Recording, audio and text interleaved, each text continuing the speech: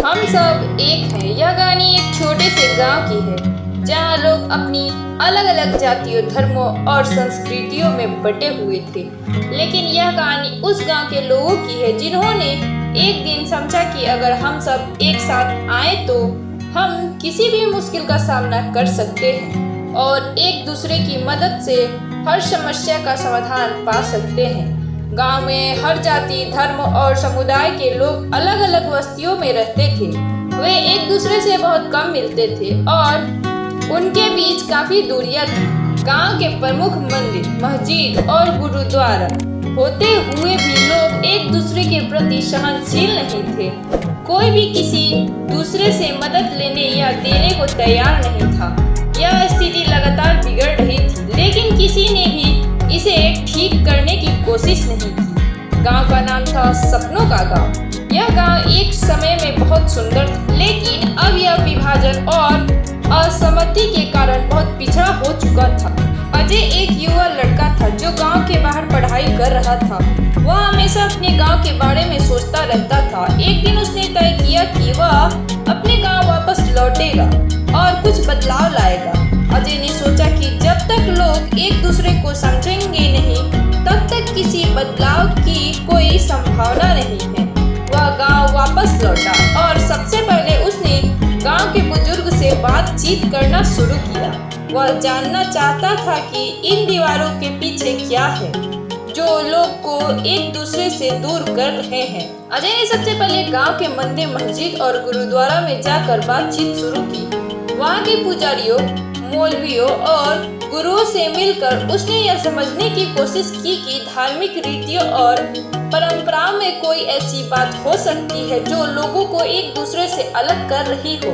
उसने पाया कि अधिकांश लोग धार्मिक त्योहारों और आस्थाओं को अपनी पहचान मानते थे, लेकिन वे समझते नहीं थे कि हर धर्म की जड़ें एक ही सत्य में है: प्रेम, भाईचारे और सहिष्णुता।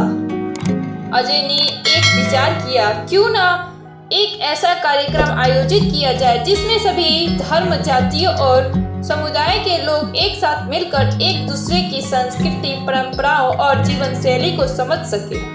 इससे उनका आपसी संबंध मजबूत होगा और एक दूसरे के प्रति सम्मान बढ़ेगा। अजय ने अपने विचार को गांव के लोगों के सामने रखा। शुरुआत में बहुत से लोग झिझकिचाते थे।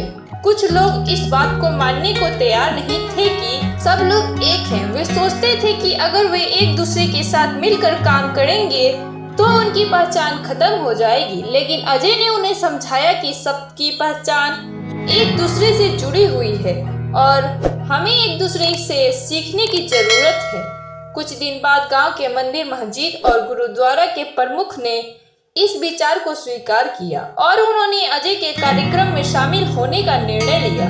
कार्यक्रम का नाम रखा गया हम सब एक हैं। इस कार्यक्रम के दौरान गांव के लोग अपने अपने धर्म, संस्कृति और परंपराओं को साझा करने के लिए एक जगह एकत्रित हुए। मंदिर में पूजा हुई, मस्जिद में नमाज अदा की गई और गुरुद्वारे में अरदास की। सभी ने एक दूसरे की रीतियों का सम्मान किया और समझा कि असल में हम सब एक ही उद्देश्य के लिए जी रहे हैं: प्रेम और शांति।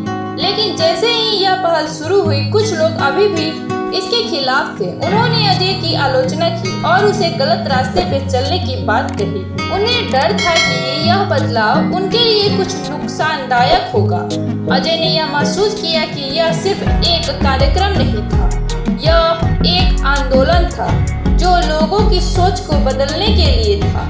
अजय ने इन विरोधियों से शांतिपूर्ण बात की और बताया कि इस कार्यक्रम का उद्देश्य केवल एकता और भाईचारे को बढ़ावा देना है, न कि किसी की पहचान को मिटाना। धीरे धीरे गांव के लोगों ने यह समझा कि अगर वे एक साथ काम करेंगे तो न केवल उनका जीवन बेहतर होगा, बल्कि उनकी आने वाली पीढ़ियां भी इस सोच को अपना सकेगी। बीतने के साथ गांव के लोग एक दूसरे से ज्यादा घुल मिल गए।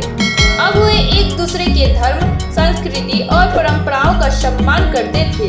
मंदिर में जश्न मनाने के लिए लोग मस्जिद और गुरुद्वारा से भी आते थे और मस्जिद में नमाज पढ़ने के लिए लोग मंदिर और गुरुद्वारा से भी आते थे। बच्चों ने एक दूसरे से मिलकर खेलना शुरू किया और जवानों ने एक दूसरे से मिलकर काम करना शुरू किया। में अब कोई भेदभाव नहीं था, सभी लोग एक ही लक्ष्य के लिए काम कर रहे थे, शांति, समृद्धि और प्रेम। गांव का नाम बदलकर अब एकता का गांव रख दिया गया। यह गांव अब केवल एक जगह नहीं बल्कि एक उदाहरण बन गया कि जब लोग एक साथ आते हैं तो कोई भी कठिनाइयां उन्हें तोड़ नहीं सकती। अजय का सपना पूरा हो चुका था। उसने एक ऐसे गांव की नींव रखी थी जहां लोग एक दूसरे से प्यार करते थे और हर कोई एक दूसरे की मदद के लिए तैयार था। अजय ने महसूस किया कि बदलाव समय लेता है, लेकिन अगर कोई ठान ले तो वह दुनिया को बदल सकता है। अजय ने इस अनुभव से सीखा कि हमें अपनी सोच को विस्तृत करना चाहिए और समझा कि हम सब एक हैं। कोई भी धर्म, जाति या संस्कृति हमें अलग नहीं कर सकती। असल में हम सब एक ही मानवता का हिस्सा हैं।